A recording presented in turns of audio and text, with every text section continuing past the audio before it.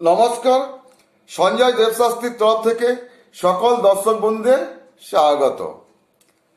কালসর্পর দোষের প্রতিকার স্বরূপ টোটকা। কালসর্প দোষ হলে তার যে প্রতিকার করা দরকার তার কিছু টোটকা এই ভিডিওর মাধ্যমে আমি আলোচনা করব। আপনারা ভিডিওটি প্রথম থেকে শেষ পর্যন্ত দেখবেন। এখন জানা যাক কালসর্প কাকে বলে। আপনাদের জন্মছকে যদি রাহু এবং কেতুর এক পাশে সব গ্রহগুলো থাকে তাকেই কালসর্পদোষ বলবো। কালসর্পদোষ 12 প্রকার, এই নিয়ে আমার ভিডিও রয়েছে, দেখে নেবেন। তো কালসর্পদোষ 12 প্রকার। তো যাই হোক, কালসর্প যদি থাকে তাহলে মানুষ অনেক বাধা বিপত্তির মধ্যে দিয়ে যায়, নানা রকম তার মধ্যে মনোহীনতায় ভুগে, হীনমন্যতায় ভুগে এবং কোনো কাজ সফল হতে চায় না যদি কালসর্পদোষ কারুর থেকে থাকে।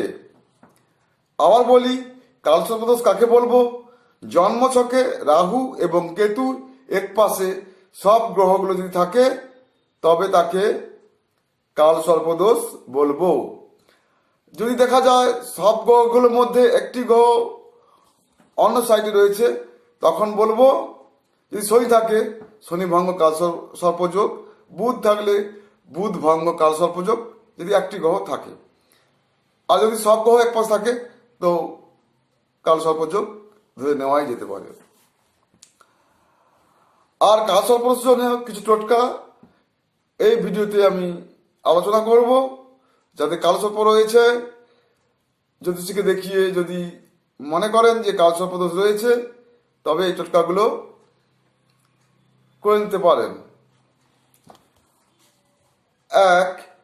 এক নম্বর হচ্ছে প্রতিদিন 108 বার করে মহামৃত্যুঞ্জয় মন্ত্র শুদ্ধ চিত্তে সঠিক উচ্চারণের মাধ্যমে উত্তর মুখে বসে পাঠ করতে পারলে এই কালসর্পদোষের অশুভ ভাব প্রশমিত হয়। 2 নম্বর হচ্ছে প্রতি সোমবার শিবলিঙ্গে বিল্লপত্র সহ কাঁচা দুধ দ্বারা শিবের অভিষেক করুন ও পাখিদের কিছু খেতে দিন, এতে সুফল লাভ হবে। 3 নম্বর হচ্ছে একটি তামার পাত্রে কালসর্প যন্ত্রম আপনারা কিনতে পাবেন বড় বাজারে দোকানে, যেসব দোকানে শাঁখ বা এই রুদ্রাক্ষের মালা রয়েছে সেসব দোকানে পাবেন।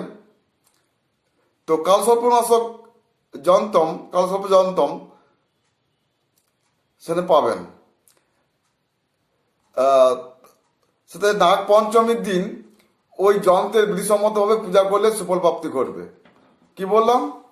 কালসর্প যন্ত্রম নিয়ে এসে সেটা বিধিসম্মতভাবে পূজা করবেন এবং পূজা করে যন্ত্রটি গৃহে পূজাস্থলে রেখে দেওয়া ভালো। পূজায় ধূনা ব্যবহার করবেন না। 4 নম্বর একটি জল ভরা নারকেল ভালোভাবে সিঁদুর মাখিয়ে বুধবার বা শনিবার প্রবাহিত জলে সেটি ভাসিয়ে দিলে সুফল লাভ করা যায়। প্রবাহিত মানে যে জলে জোয়ার ভাটা খেলে।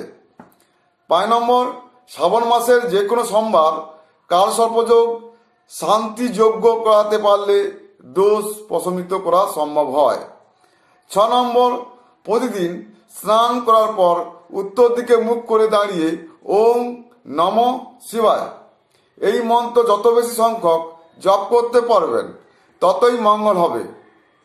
7 কালো হকিক পাথরের মালা নিয়ে প্রতিদিন ওম ঐং হ্রিং রাহবে এবং ওম হ্রিং ঐং কেতবে এই দুটি মন্ত্র 108 বার করে জপ করতে পারলে উত্তম ফলপ্রাপ্তি হয়ে থাকে। আমি এই কয়েকটি টোটকা বললাম, এর মধ্যে যেটি সহজ হবে আপনারা সেটি করতে পারেন। তো আগে দেখে নেবেন আপনারা যে আপনাদের জন্মছকে কালসর্পদোষ আছে নাকি। যদি থাকে আমি যেই প্রতিকারগুলো বললাম, টোটকাগুলো বললাম, সেগুলো যে কোনো একটি আপনারা করতে পারেন। সবাই ভালো থাকবেন, সুস্থ থাকবেন। নমস্কার।